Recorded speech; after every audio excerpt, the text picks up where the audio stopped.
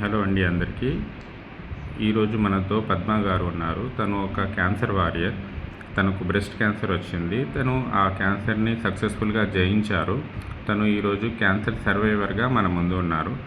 వారితో వాళ్ళ ఎక్స్పీరియన్స్ గురించి కొంచెం కనుక్కొని ఫ్యూచర్ జనరేషన్స్కి అది ఎలా ఉపయోగపడుతుందో అన్నది ఒక చిన్న ఇంటర్వ్యూ లాగా తీసుకున్నాను. హలో పద్మ గారు. నమస్తే సార్. నమస్తే అండి. మీకు బ్రెస్ట్ క్యాన్సర్ అని తెలిసినప్పుడు మీరు ఎలా స్పందించారు? మొదట క్యాన్సర్ అని తెలియగానే చాలా భయం వేసింది. ఇంకా నా జీవితం అయిపోయిందేమో, నేను చనిపోతానేమో అన్నంత భయం వేసింది. చాలా కష్టంగా అనిపించింది ఆ మాట వినడానికి.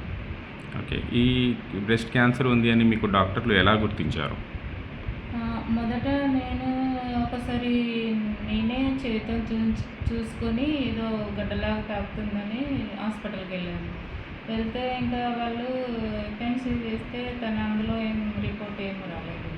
తర్వాత మళ్ళీ ఎందుకో డౌట్ వచ్చి డాక్టర్ పిఓ మేడం, ముస్లిం మేడం గారు ఏం చేశారంటే ఒక డాక్టర్ని పిలిపించి లాప్రోస్కోపిక్ ద్వారా చిన్న పీస్ కట్ చేసి హైదరాబాదు పంపిస్తే 10 రోజుల తర్వాత రిపోర్ట్ వచ్చింది.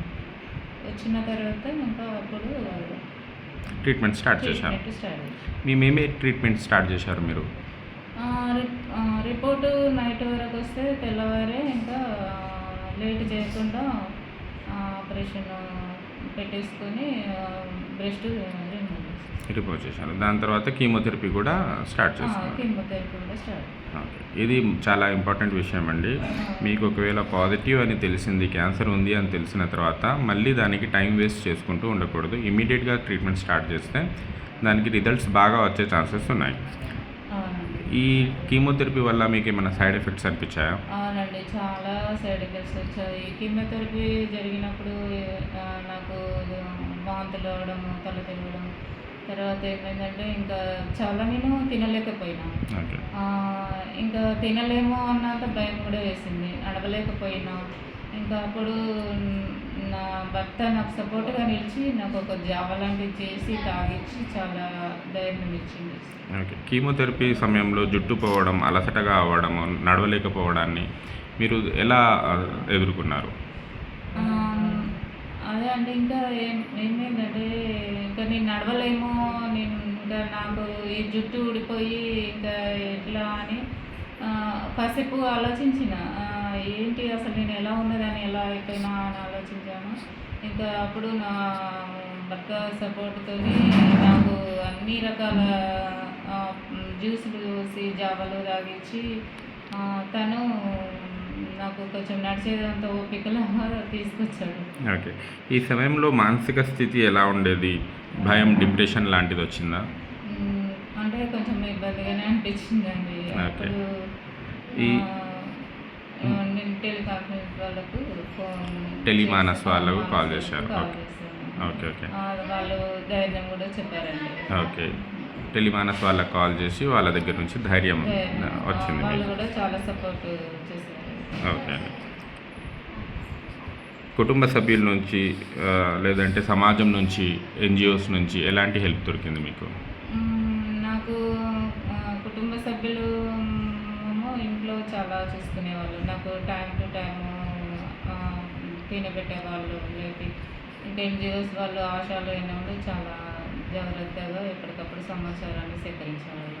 ఓకే. అయితే సమాజంలో నుంచి తీసుకునే ఈ హెల్పే ముఖ్యమంటారు మీరు? అవును సార్. ఇంకా వాళ్ళ సపోర్ట్ కూడా ఉండాలి. ఇంట్లో ఉన్నప్పుడు ఇంట్లో వాళ్ళు ఇస్తారు, కానీ బయట పోయినప్పుడు కూడా సమాజం వీళ్ళు ఆశాజన్యము ఎన్జిఓస్ వాళ్ళు కూడా అవసరం ఉంటుందని నా ఉద్దేశం. ఓకే. ఈ చికిత్స తీసుకున్న తర్వాత మళ్ళీ సాధారణ జీవితానికి ఎలా మీరు రిటర్న్ అయ్యారు?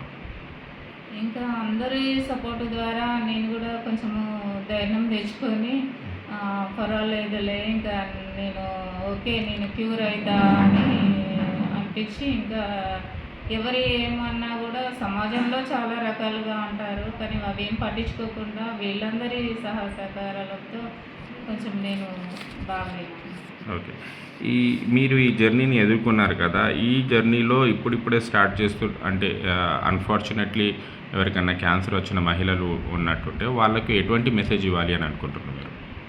వాళ్ళకు కూడా అండి వాళ్ళు ఏం చేస్తారంటే ఊర్లో క్యాన్సర్ వస్తే అబ్బో ఇది ఎవరికి చెప్పుకోకూడదు, ఇది పెద్ద డిసీజ్ అన్న భయంతో ఉండి అసలు ఆశాలకైనా ఏఎన్ఎంలకైనా ఎంబీఎస్కైనా ఇంట్లో వాళ్ళకైనా ఏది చెప్పకుండా దాచిపెట్టి అది మళ్ళీ చాలా లాస్ట్ స్టేజ్కి పోయే వరకు వాళ్ళు ఏం చెప్పుకోవట్లేదండి. ఓకే. అది వాళ్ళు ముందే స్వయంగా వాళ్ళు పరీక్ష చేసుకొని ఏదైనా డౌట్ ఉంటే వాళ్ళ లోకల్లో ఉన్న ఆశాకైనా ఏఎన్ఎంకైనా ఎన్జిఓస్కైనా చెప్తే వాళ్ళు తొందరగా వీళ్ళని తీసుకెళ్ళి టెస్టులు చేయించి స్టేజ్ దాటకముందే వాళ్ళకు ఫస్ట్ సెకండ్ స్టేజ్లో ఏమన్నా చేస్తే వాళ్ళు చాలా క్యూర్ అయ్యే అవకాశం ఉంటుంది.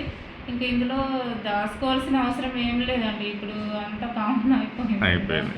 అవును. ఈ మారిన పరిస్థితుల్లో అండి ఒకవేళ క్యాన్సర్ ఎవరికన్నా వచ్చినా కానీ, అలాంటి లక్షణాలు అనిపించినా కానీ, ఆశాస్‌కి కానీ, ఏఎన్ఎంస్‌కి కానీ, లేదా మీ దగ్గరలో ఉన్న ఎన్‌జీఓస్‌కి కానీ, ఏ ఎన్‌జీఓ అయినా కానీ క్యాన్సర్ గురించి పనిచేసే ఎన్‌జీఓస్‌కి చెప్పుకున్నా కానీ, వాళ్ళు మీకు తోడుగా ఉంటారు. వాళ్ళు ట్రీట్మెంట్‌లో హెల్ప్ చేస్తారు మీకు. మీ వివరాలు కూడా ఎవ్వరికీ తెలియకుండా గోప్యంగా ఉంచుతారు. కాబట్టి మా మెసేజ్ ఇది సమాజానికి ఏంటిదంటే, మీకేమైనా ఇబ్బంది అనిపించి డౌట్ ఉన్నా కానీ మీరు ఇమ్మీడియేట్‌గా మీ దగ్గరలో ఉన్న ఆశాస్‌కి, ఏఎన్ఎంస్‌కి, ఎన్‌జీఓస్‌కి, మీ పీహెచ్‌సీ మెడికల్ ఆఫీసర్‌కి ఇన్ఫార్మ్ చేయండి. Thank you.